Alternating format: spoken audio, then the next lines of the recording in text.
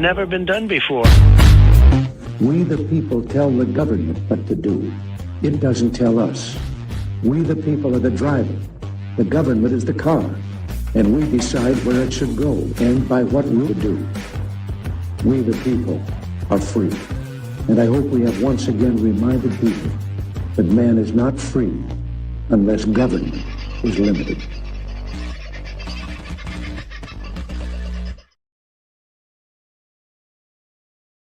There you go. That'll make it a lot easier for you to see me if I do that. How are you, folks? At least I remember to put myself up, and today I have actually managed to figure out what day of the week it is.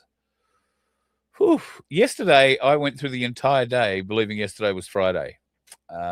It now explains why I got a few weird looks from people at different times of the day yesterday. But, wow, I was out 24 hours, and I think I said in one of the blurbs that I'm missing some time. Was I taken by the aliens? It may explain how I look.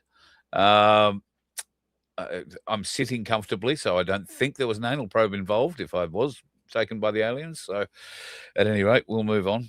And hopefully I won't be doing any more of those sort of off with the fairy kind of days. Don't know what the hell happened to me.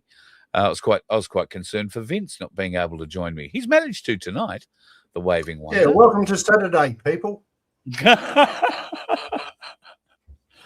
I have no explanation.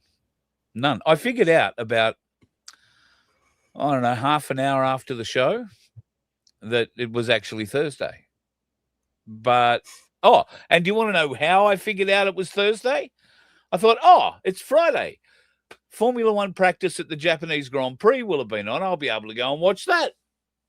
And I've gone to have a look at it, and it's not there. And I'm like, that's a bit weird. Why isn't that on? Because it's Thursday, you what?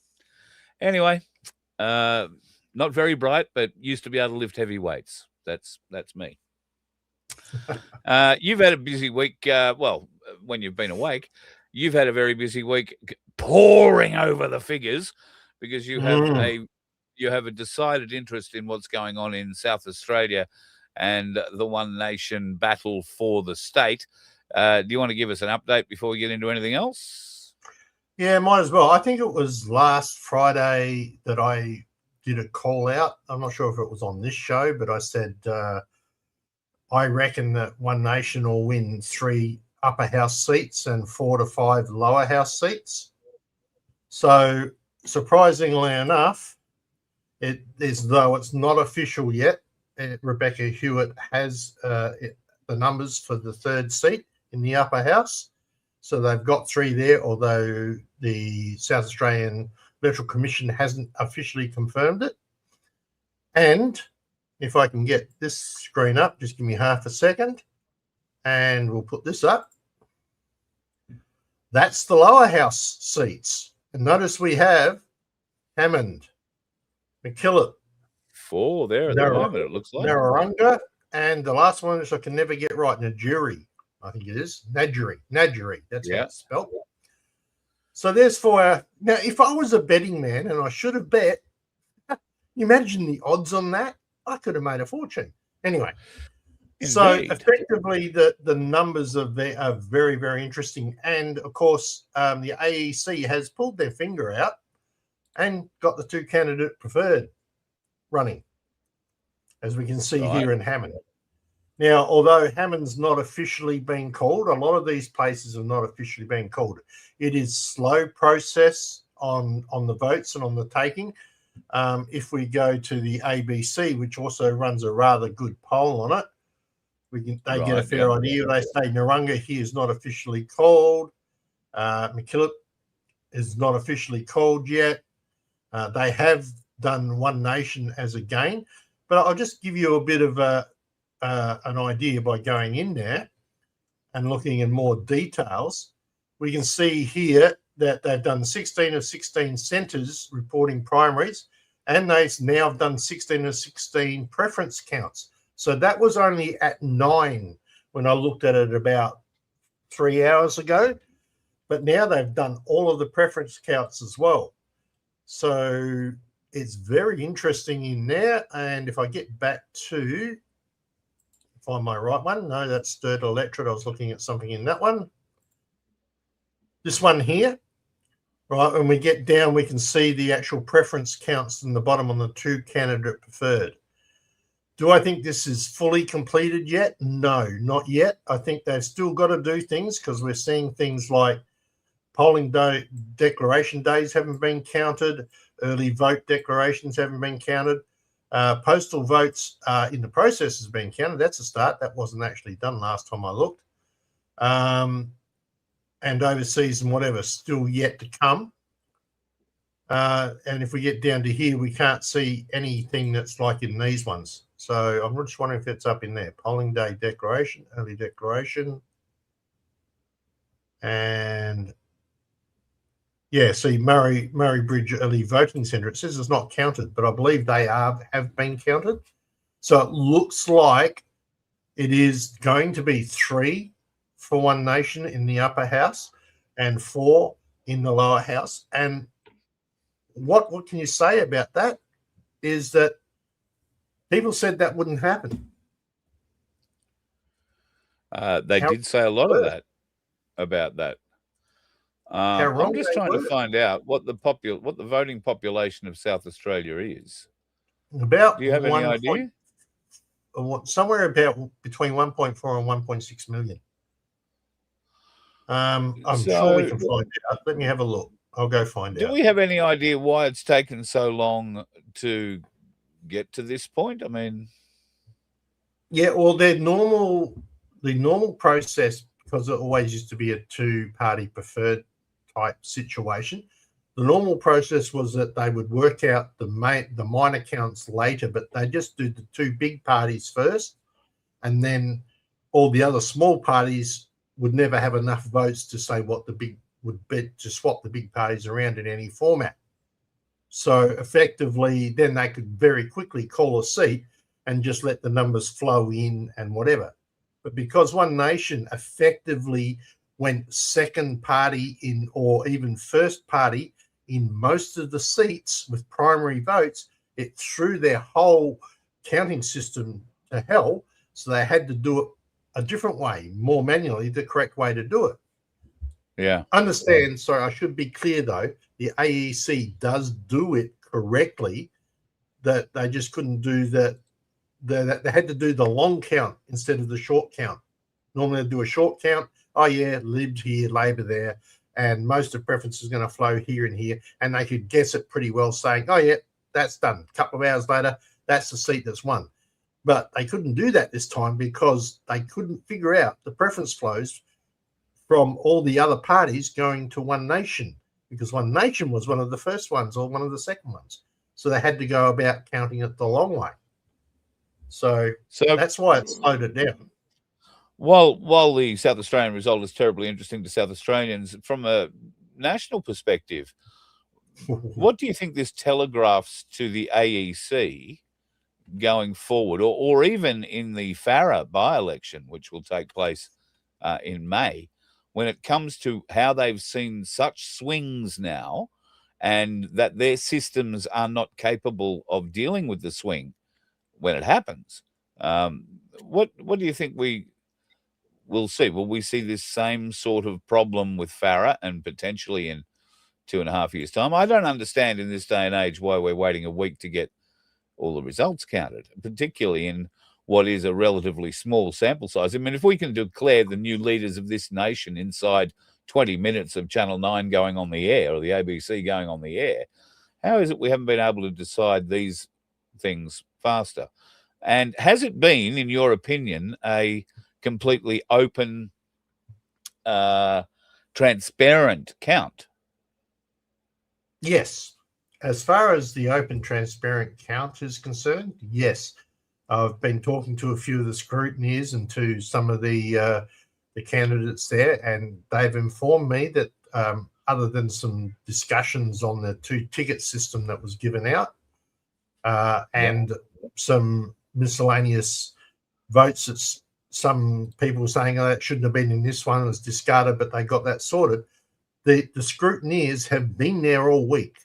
So it's definitely been covered by the scrutineers, and that the count is being done correctly, yes. I do not think that is an issue.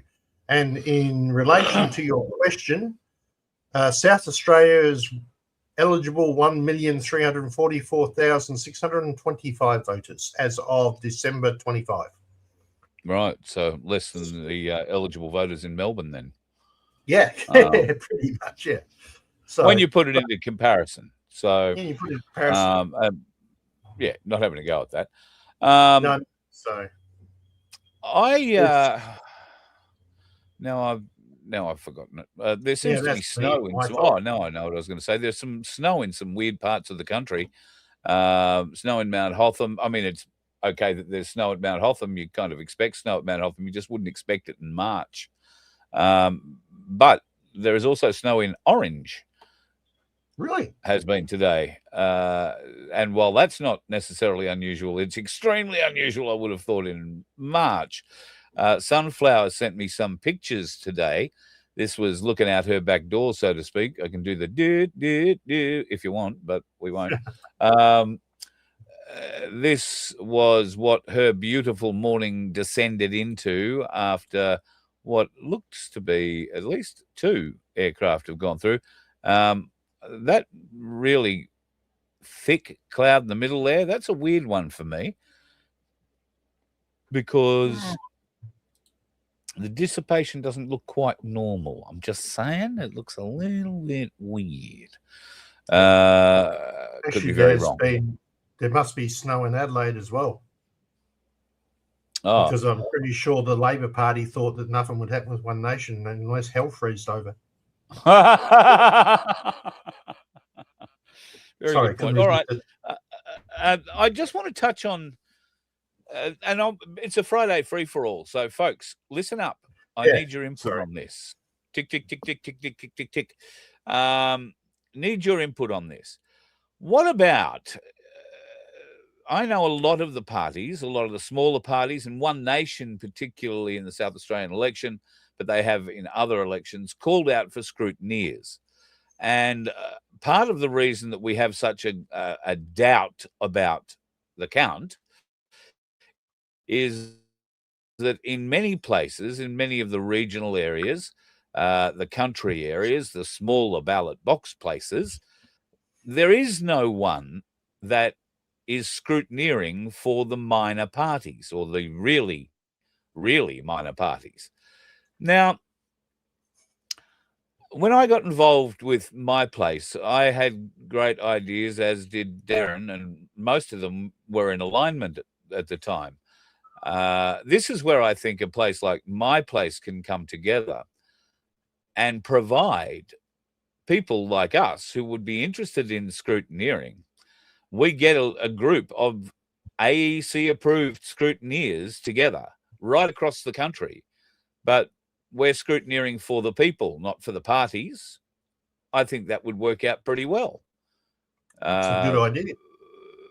I know there's a lot of you that would be involved in that, and you could scrutineer in your local area, or the AEC are prepared to pay a small amount of travel fee for various different jobs that they put up. So if there was one place that they could pick up the phone and say, okay, well, we need 250 scrutineers in this part of the country, or we need 500 scrutineers in that part of the country, we could make that available, not just to them, but to the parties as well. I think that's something worth trying to generate. Or am I talking out the left side of my gob here and don't know what the hell I'm talking about? No, it never hurts for the Australian population to be. Yeah. What? Really? It never hurts for the Australian population to be involved in scrutinizing what's going on with their government. All right. So I think that's actually a great idea.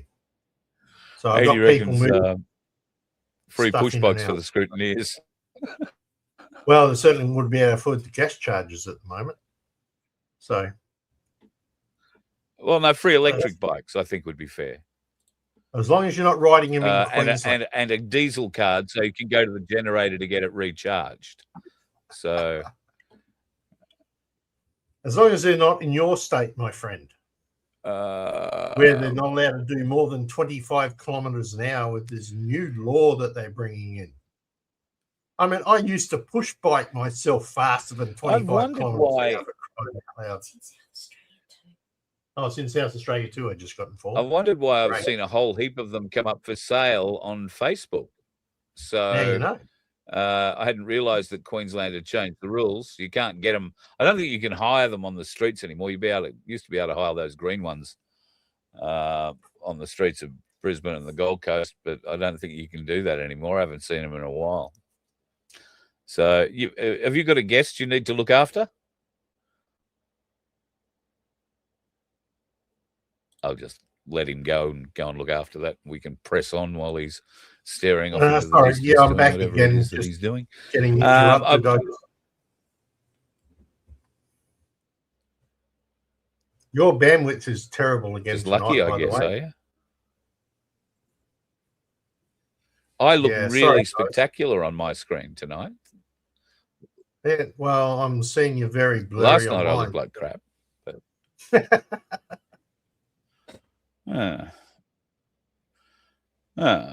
Well, that's going to make this joke much harder to tell. But I've decided I'm going to get a new bus.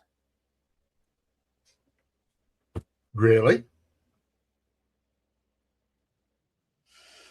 Well, fuel being what it is, it's not easy to get this old girl, as much as I love her, around. I'm going to need to look at economizing. So I've been looking around, and today on Marketplace, I found one that I could actually afford.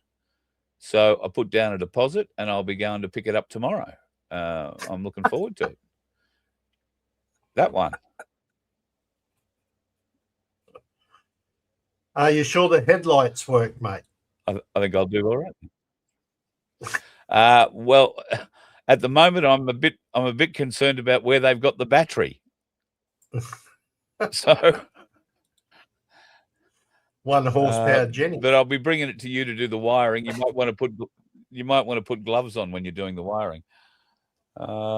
Yes, Sandy has sent 20 of her most gorgeous donkeys off to the Sydney Easter show. This was them waving at us on the way out. They were all waving, have absolutely no doubt. The truck driver put the high sides up for some reason, just doesn't understand social media. But they were all standing there waving goodbye to Sandy and to us. Now, if you happen to be going to the Sydney Easter show, we would love you to take some photos of our commitment, and they won't be able to go. So if you are interested, or if you are even able to take some semi-professional photos, then they might be able to arrange you some behind-the-scenes access, free entry, that kind of thing. So reach out to me, carl@vofhq.com, or you can contact Sandy through the Donkey Sanctuary. But if you are going to the show just to go and enjoy the fairy floss and the rides and stuff, the ones that kill you, but the other ones are all right. If you're going to the Royal Easter Show, then I believe the donkeys will be part of a show that happens on the main arena every night. So if you could be around somewhere where they're running out, I mean, it's lovely to get a high shot with all the donkeys scattered around all over the thing, but it might be a bit hard to tell that there's donkeys out there. So the closer you get, the better, so to speak. But Sandy would love to get some photos of them at the Royal Easter Show. So if you are going there, folks, please take some photos, send them into carl@vofhq.com, or you could send them to Sandy direct. Either way will work out quite well. Now, some other news.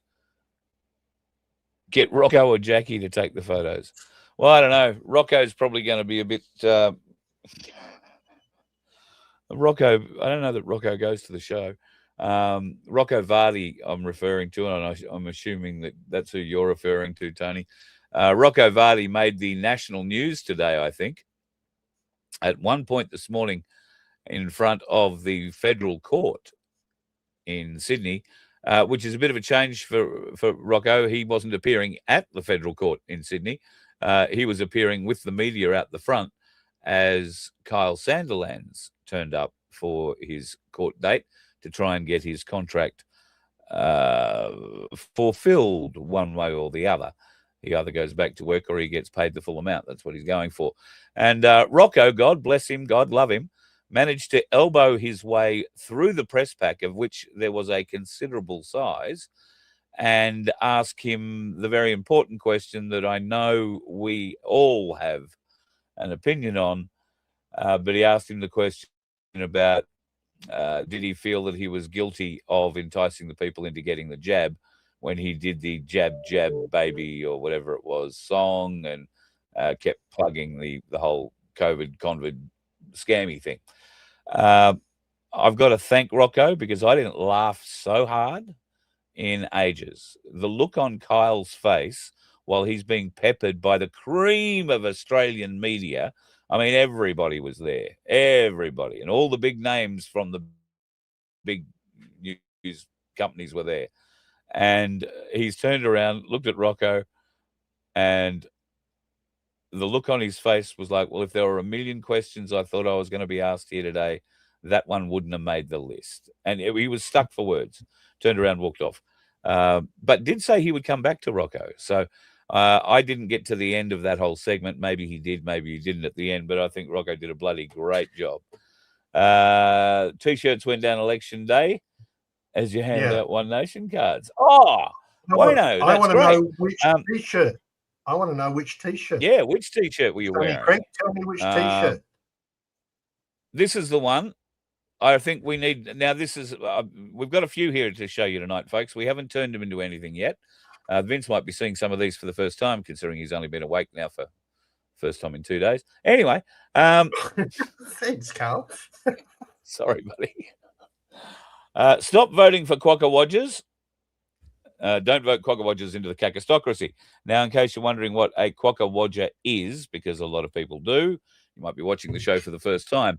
The proper word is actually as I have spelled it, but it means a person who is controlled by someone else, a puppet, especially a politician who takes orders rather than acting independently. That's what a Quackawodger is. But then there are snollyglosters, gosters, not glosters.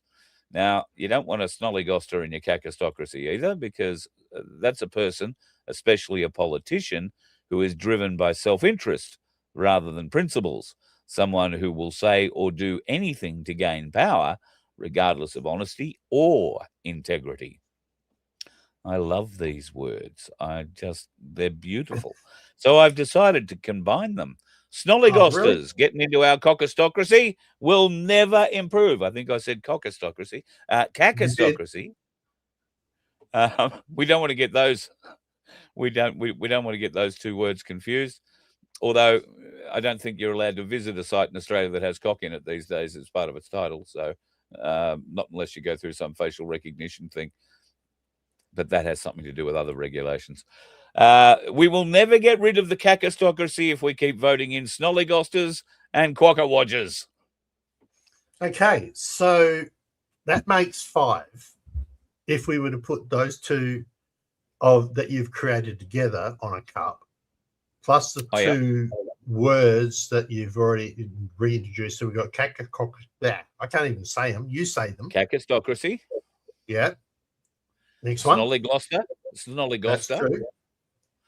And Quackawodger. So that's 3 individual cups there. And if we put the other 2 on, that would make 5. We need 1 more if we're going to do a half a dozen. Oh, well, we better go to the comments. Yeah. All right. And do we need another word? We'd need another word. Yeah, another new word. Yeah. All right. Or we can get 6 individual words, and so we can make up a 6-pack of cups.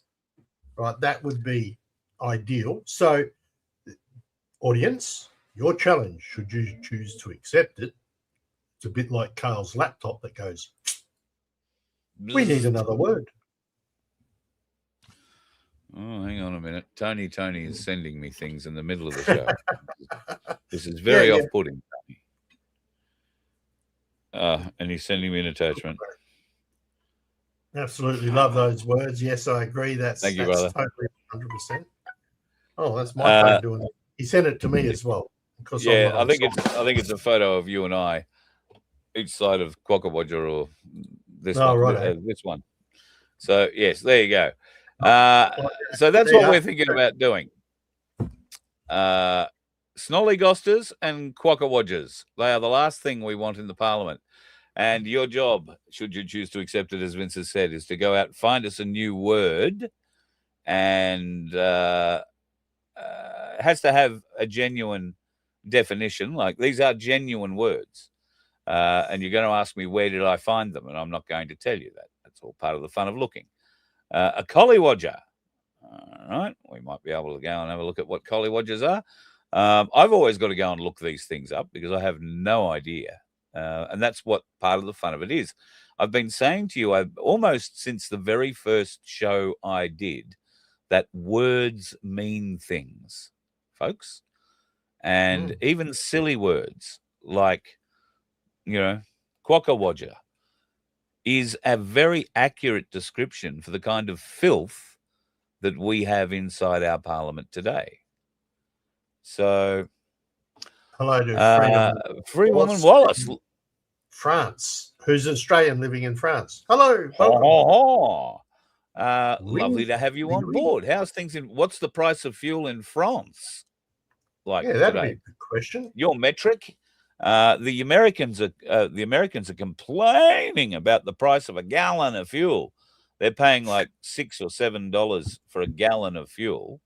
If you do the conversion here in Australia, it works out. They're not paying $6 or $7 a gallon. We are. The conversion works out. No. If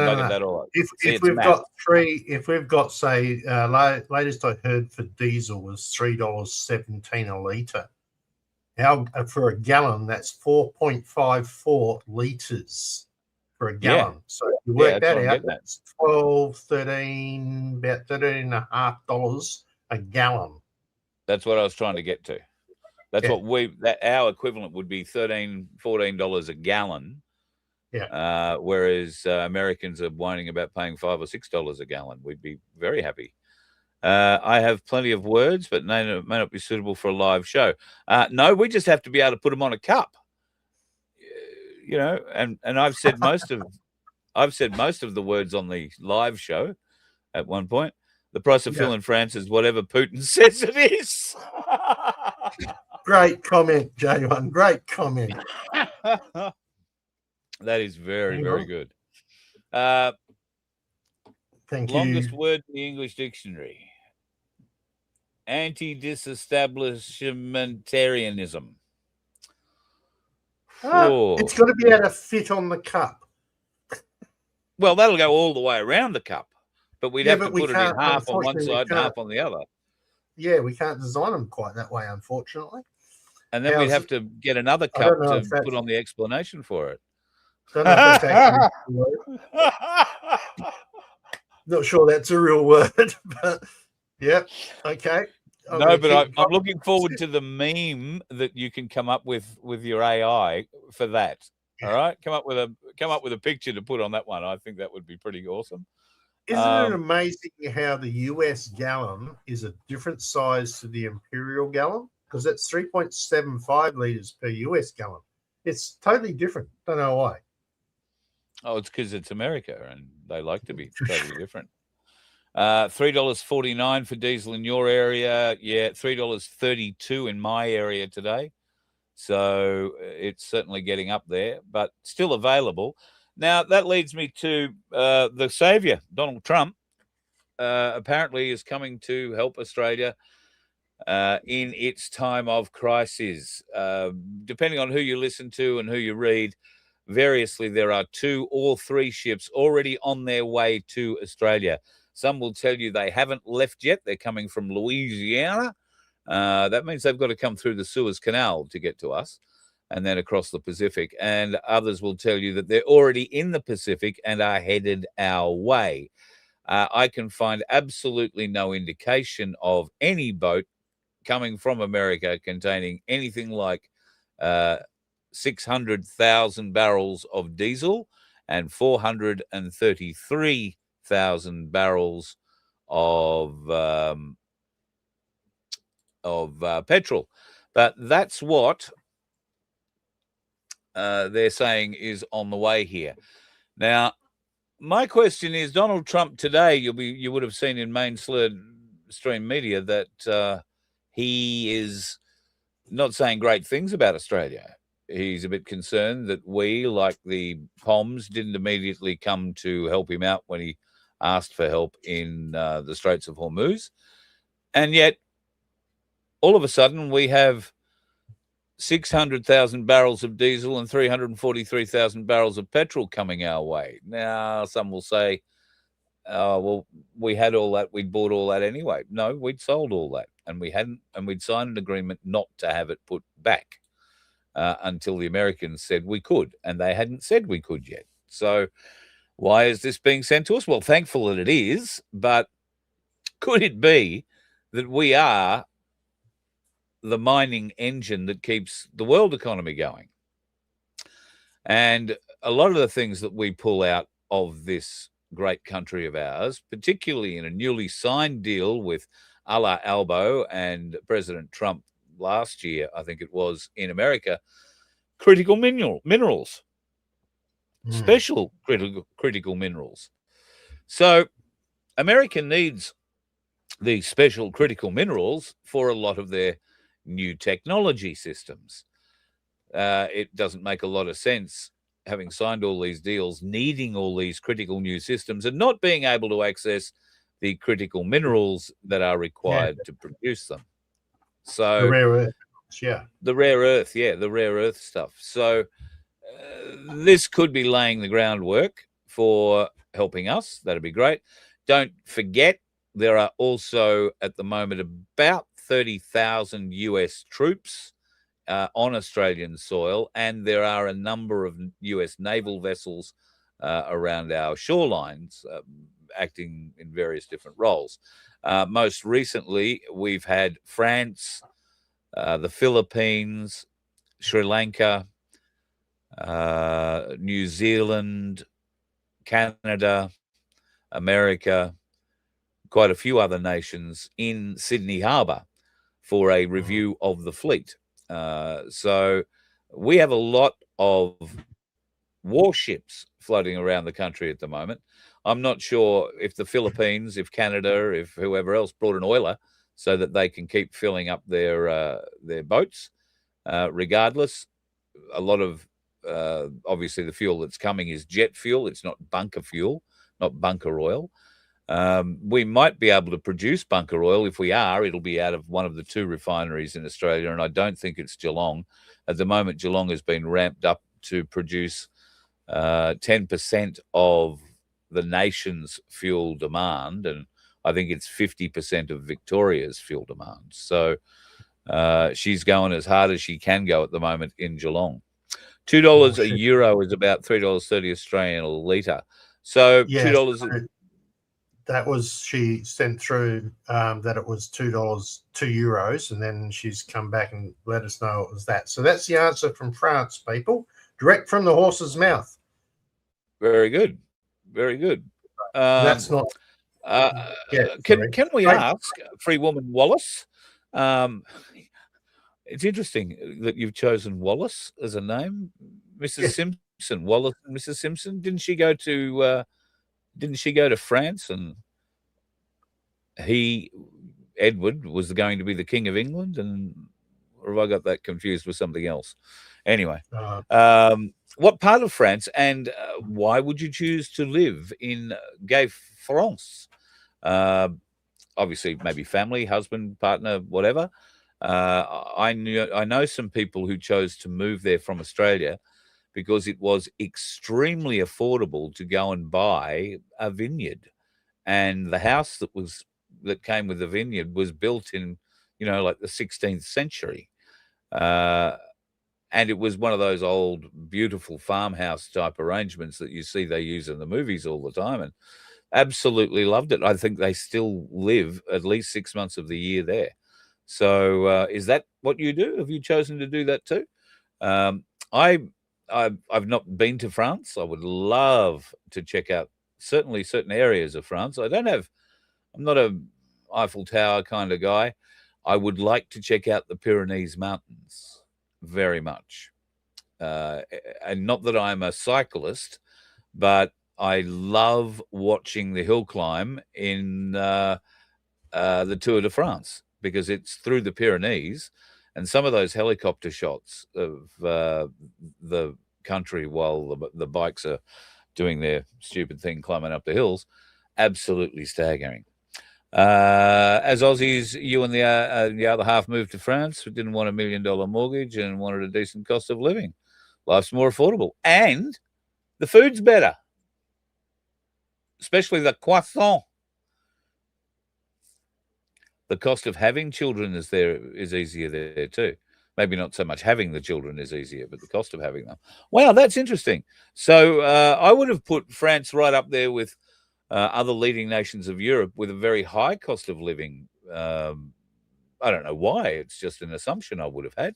Goes to show you shouldn't assume. But thank you for the info on that. Very interesting. You've got a Scottish background, William Wallace. That's so we the have girl. Australian girl. Yeah, an Australian girl who's gone to France, who's got a Scottish background. Man, that's multiculturalism.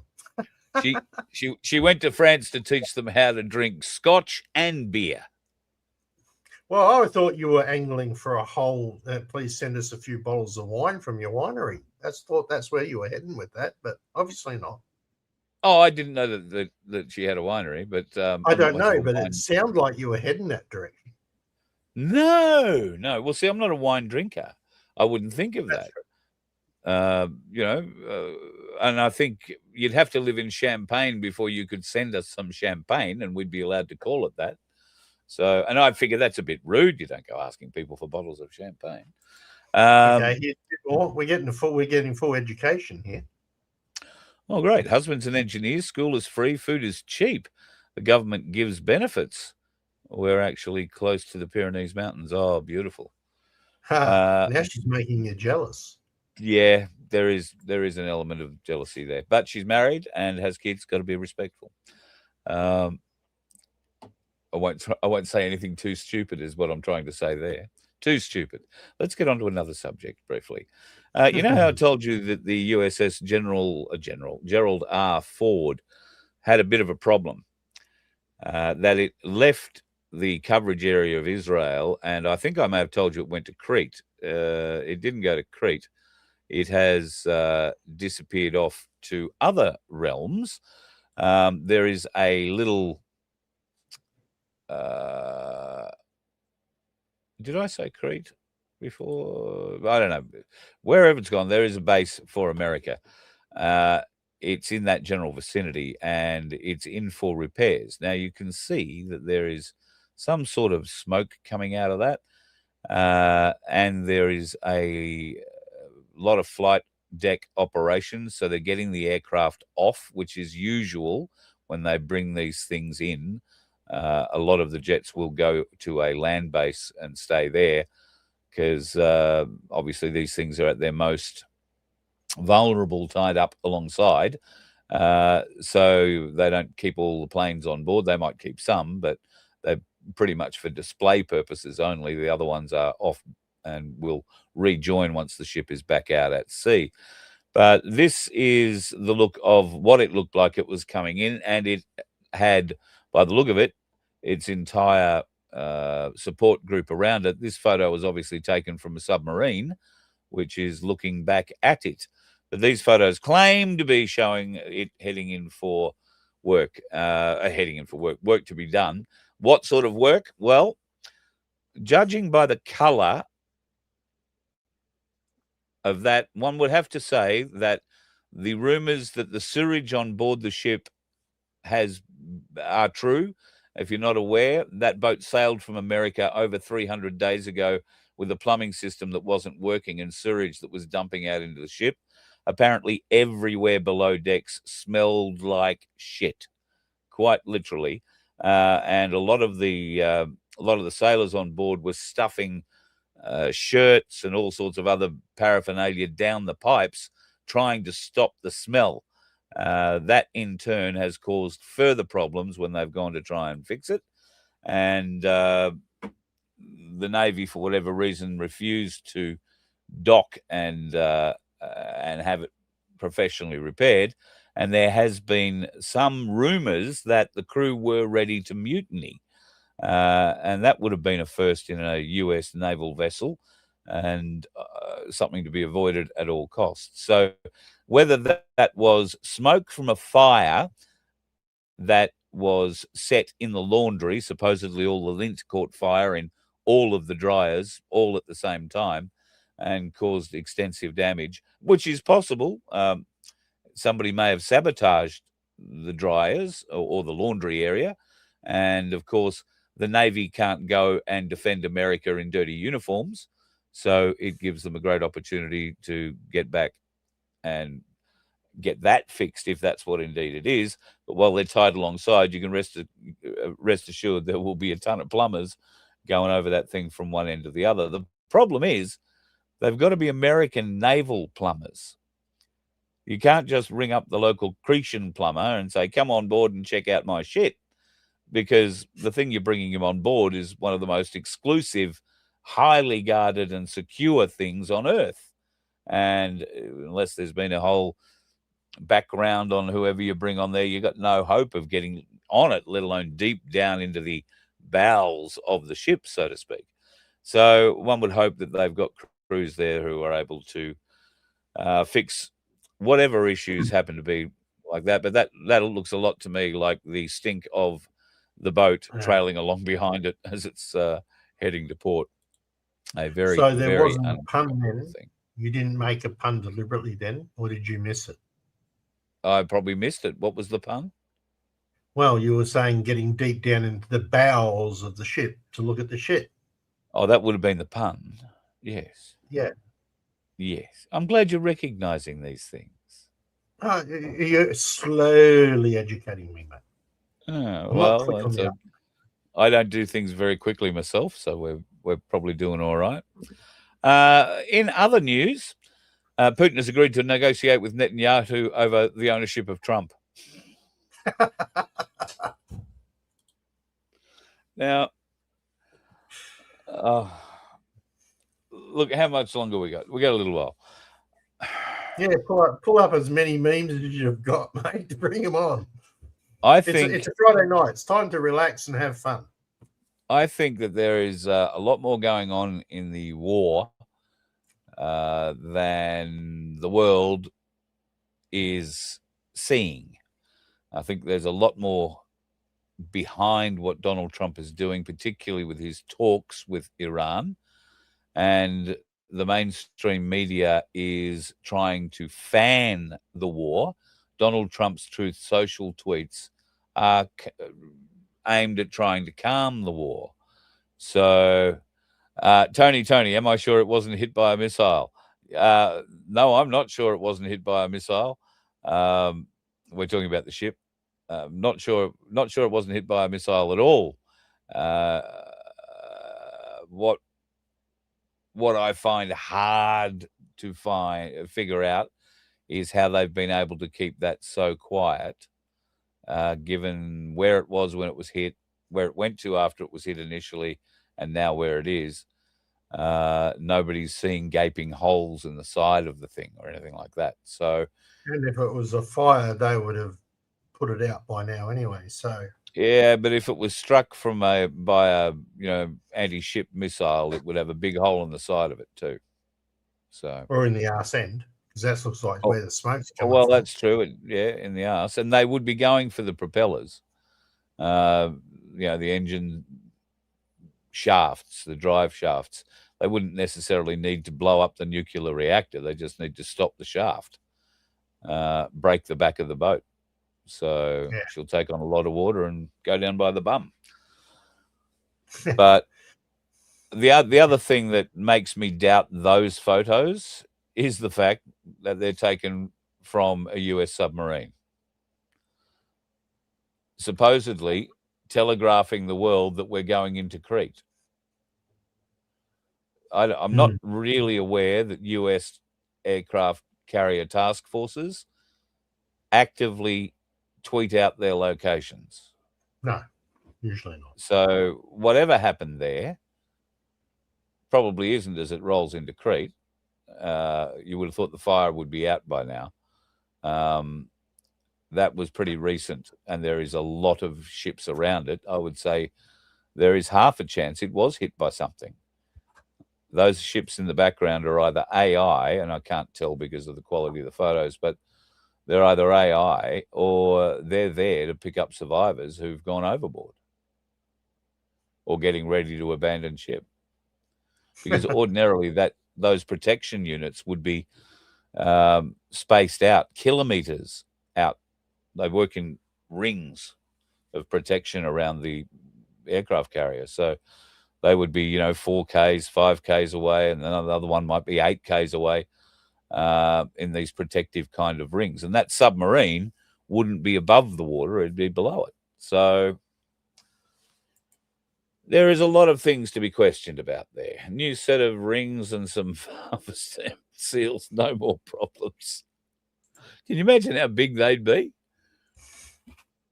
I mean, the piston in the engine of that thing, it'd have to be the size of an elevator, a really, really big elevator. So, yeah, pretty massive stuff. So, guys, good chance here to throw questions at Carl or me if you want.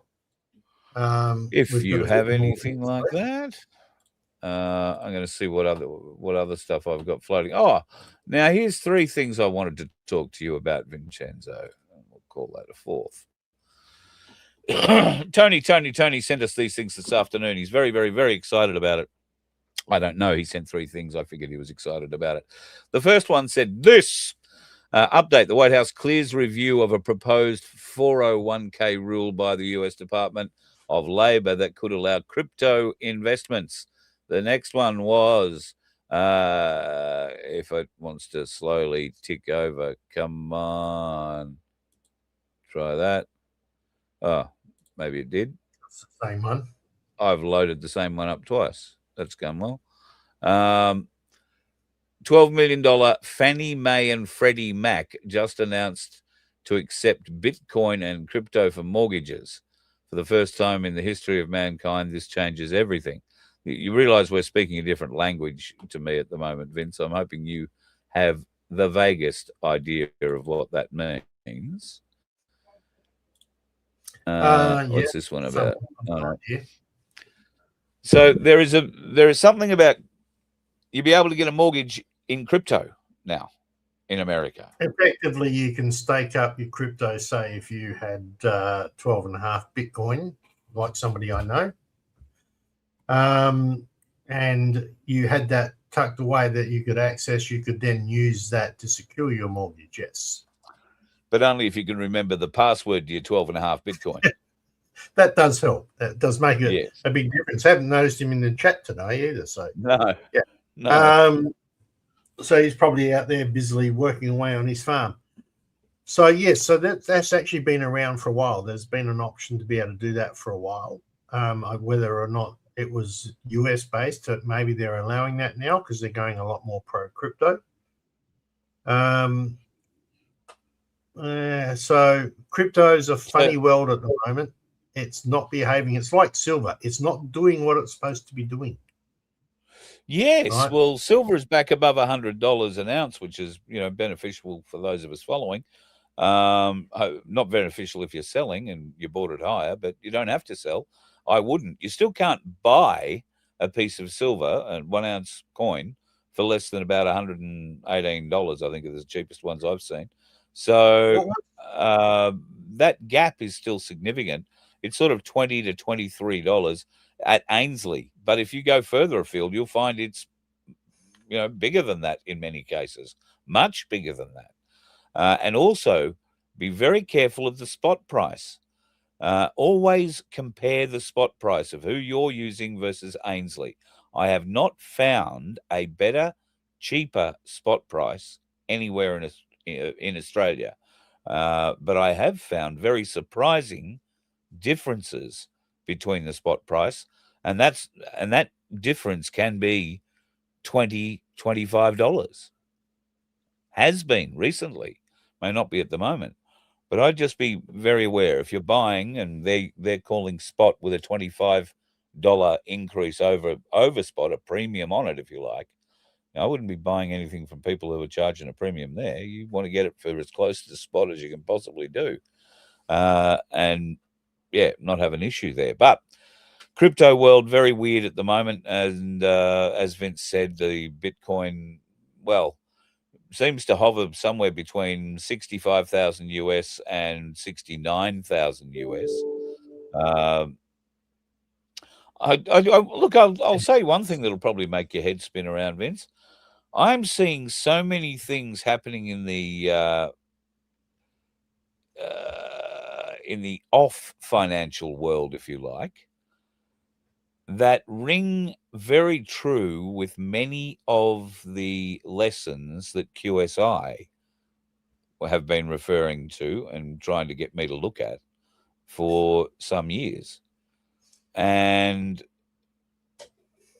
there are some very interesting comparisons that I'm seeing between stuff they said, 2-3 years ago versus what we're now actually seeing. And I'm drawn back to a conversation that I had with Emily last year when I think I mentioned it on the show.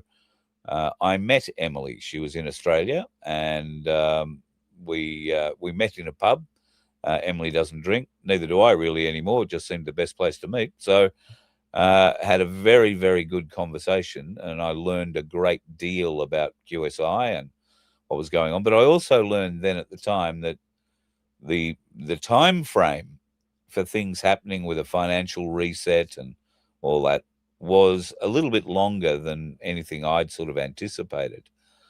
We're a lot closer to that now. 2030 doesn't seem as far away. And given what I'm seeing happening in the world at the moment, I now understand why it probably has to take till 2030. Q always said, people will not believe this shit unless they are shown it. And with the Epstein files and what seemed to be daily releases coming out of the 300,000 pages that were released on them, and where some of those stories are leading to, particularly to the British royal family. The British royal family has been destroyed. The king was meant to be turning up, I think, in America in the next month or two, I'm guessing for July 4th, Independence Day celebrations for the celebration of America's 250th. They're now reassessing that because of the fuel footprint that he might leave. He might have to fly a jet. He can't sail a yacht over or anything like that. The last time one of the royals sailed on a sailboat, it blew up. So that didn't work out for Mr. Mountbatten at all. But a lot of people I'm jumping around. A lot of people have talked to me this week about how insane Donald Trump is, about how he's upset them, about how he's gone against everything that he stood for, everything that MAGA stood for. And yet I draw their attention to a lot of other things that are happening. We are seeing a division between America and Israel. We are seeing an open raising of the eyebrows diplomatically at America and Israel, looking at Israel and saying, hang on, we never agreed to go in and blow up anybody's oil infrastructure. We're not targeting civilians. Did I mention the other night the targeting data for the school that was hit in the first day of attacks, the 167 girls that were at one stage, shot? Yeah. Well, that targeting information came from Israel, and it was put into into basically an autonomous weapon, Tomahawk cruise missile, and those coordinates weren't loaded into that missile. That they don't work like that. They weren't loaded into the missile before it left, wherever it was loaded on. They get loaded mid-mission, and yeah, the Americans fully thought that it was a training facility for the Iranian Guard, but sadly somebody had forgotten to inform them that it had been changed into a girls' school, and that just happened to play nicely into Israel's hands, didn't it? Didn't make them the aggressor. There's an awful lot of stuff coming out about Israel, an awful lot of questions about Benjamin Netanyahu, and a lot of those surrounding the fact that he doesn't appear to be breathing anymore. He doesn't appear to be anywhere. There is a lot of AI. Oh, and speaking of AI, I want to play you something. Now, this is going to mean we're going to run over time because I've got two things I want to play you. This is a way, I don't know how true this is, but I saw it this afternoon and I thought, well, if you're ever wondering whether or not you're having a conversation with an AI in a video chat or something like that, follow these instructions. How do I know you're not some AI thing, though? How would I be able to tell? Here, man. Here. Oh, is that... Sorry, can you hold that up? It's not AI. Can you... Yeah, absolutely. But that's like our director. Oh, I see. I thought it would be your name. No. That's our director. We have a multiple. You see all of them here. Oh, I see. No, Ronnie. But is there not some way of telling whether you're real or not? Can you hold up 3 fingers in front of your face or anything? Oh, come on. That's too much. Oh, you don't want to do that?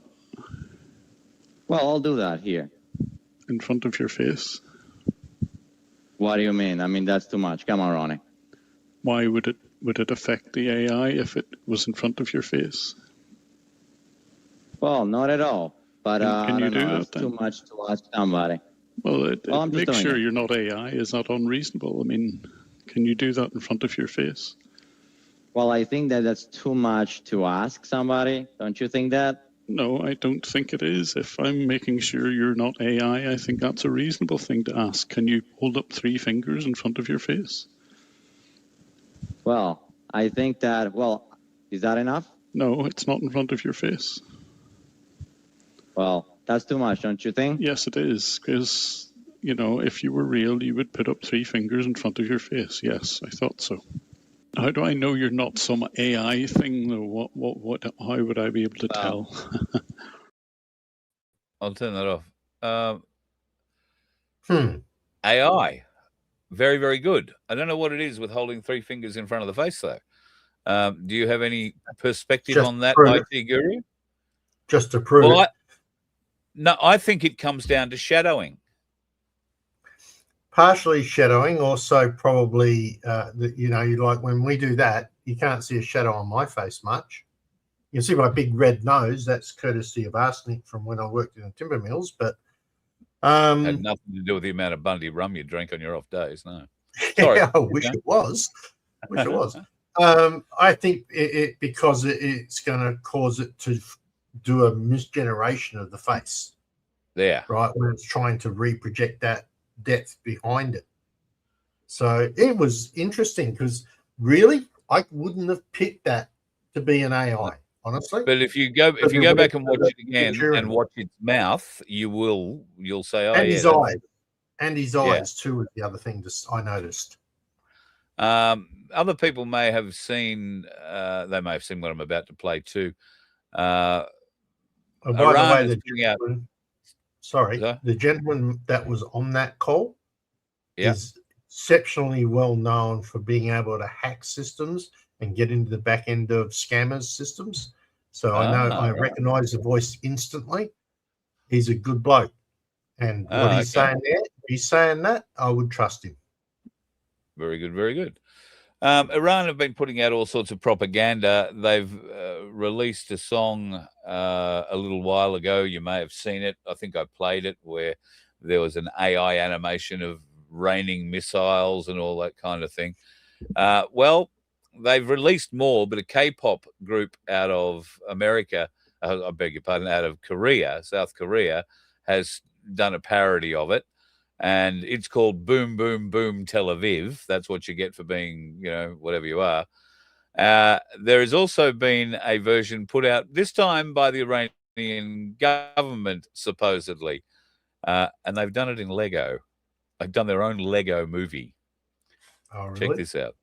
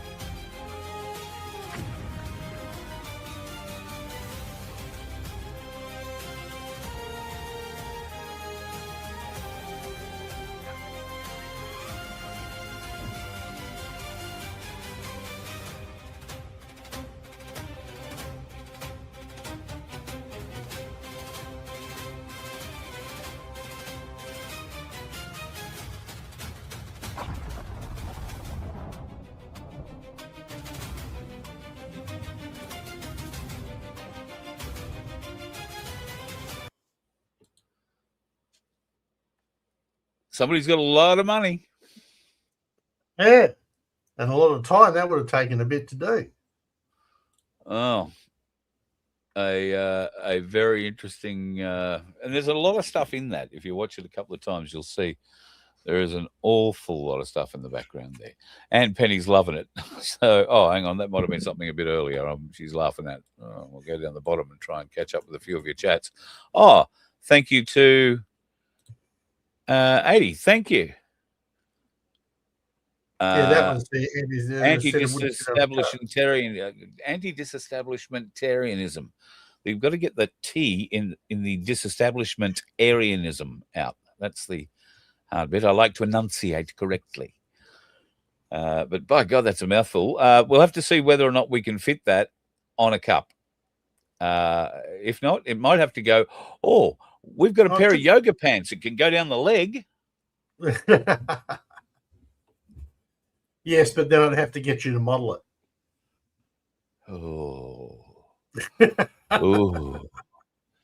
We'll do that on a day when nobody's got a crook stomach. You're quite likely to get one afterwards. All right, having a bit of a scan down to see if there's anything toward the end there for a bit of a chat.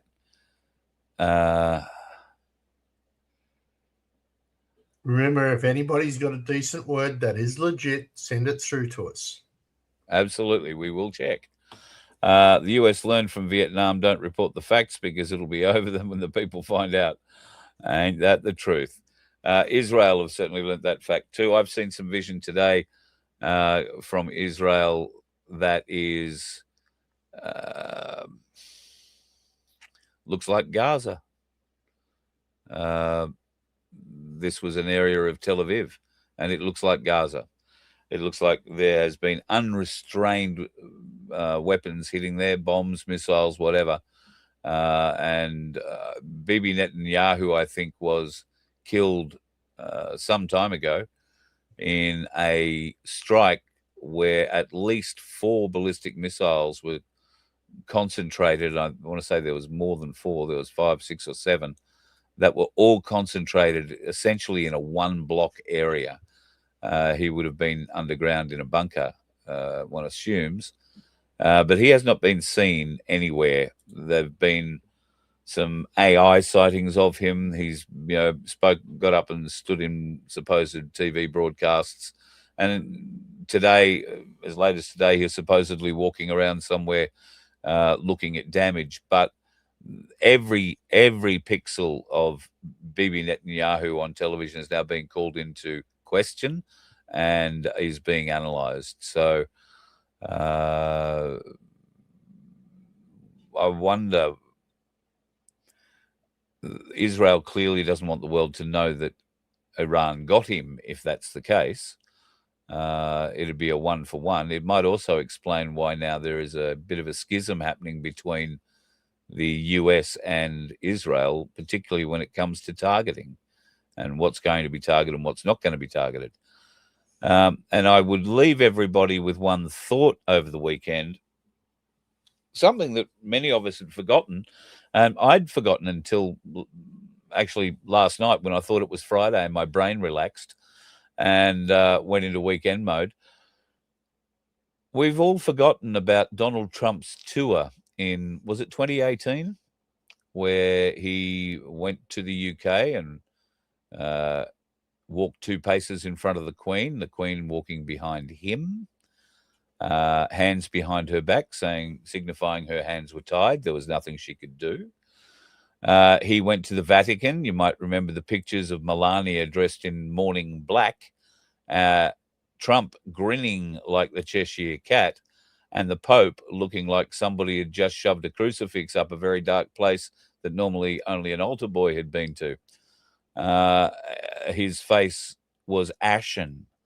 This happened with a number of leaders around the world, but there was one party on that tour, one significant show of a change, if you like, and that was in Saudi Arabia. And I would urge you folks, go and have a look at that vision of the Saudi Arabian king presenting Donald Trump with his sword. And you'll see Trump walking around, waving it and not looking terribly kingly with it.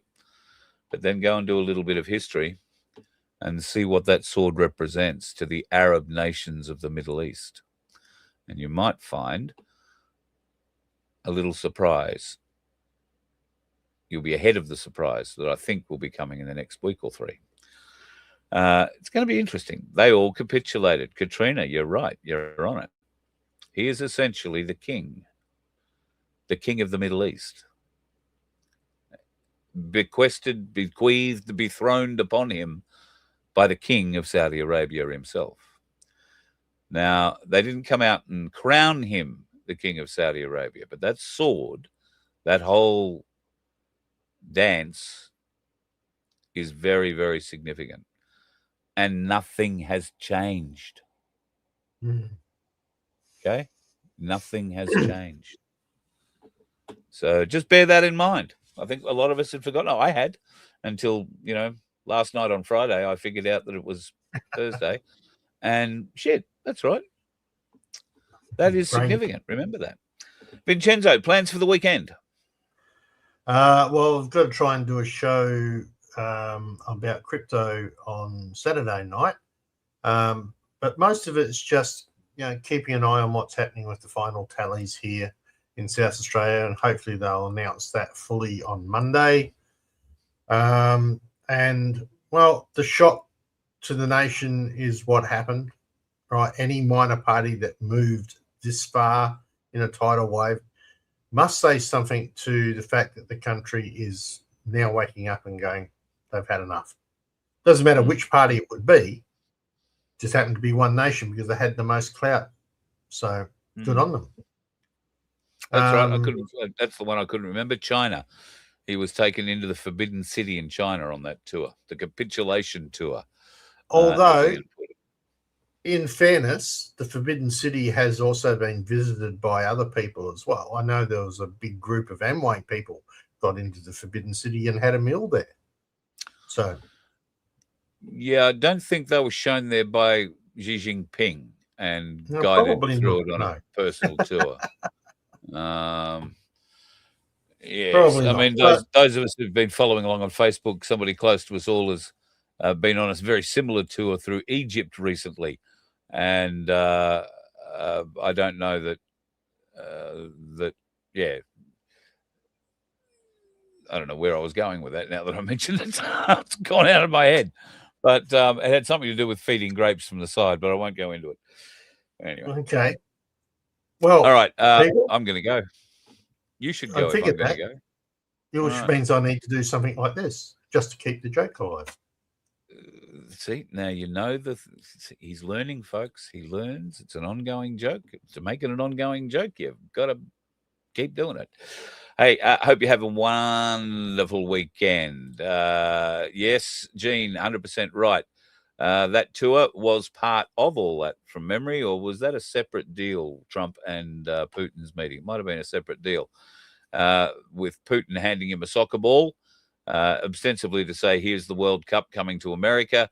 But Putin said, now the ball's in your court. And ostensibly what we think was inside that soccer ball was a USB with a great deal of, if not all, the information that the Russians have collected on the deep state as well. So we forget about this sort of stuff because it happened years ago, and there's so many new things that have come into our, sphere of contemplation. Sometimes our brains are only big enough to hold on to so much, and we squeeze what we think is useless information out. Give yourself a bit of a refresh. Donald Trump's capitulation tour, 2017 or 2018 it was. And then dig a little deeper, dive into the rabbit hole and find out what it really meant. Have yourself a fabulous weekend, folks. The weather is going to be good in some places, not going to be so flash in others. Folks in northern Western Australia, you're in for our old cyclone. Narelle has crossed the Queensland coast, the Northern Territory, and is now off the West Australian coast, flogging the Pilbara region, I think it is at the moment. So good luck to you if you're in those sorts of areas. If you're still getting over the flooding as it makes its way south through this great, vast land of ours, then, thinking of you. The Birdsville, not the Birdsville races, but the Big Red Bash has been cancelled again this year, 2 years straight. It's not due. It's not meant to happen until I think it's the 4th of July. But there is so much water out there that you won't be able to get to Birdsville before then anyway. So they've had to cancel it. Rather unfortunate. Whatever you're doing on the roads this weekend, do it safely and steer clear of those dickheads. They are everywhere. You let one ant stand up to us, then they all might stand up. Those puny little ants outnumber us 100 to 1. And if they ever figure that out, there goes our way of life. It's not about food. It's about keeping those ants in line. That's why we're going back. Does anybody else want to stay? Let's ride!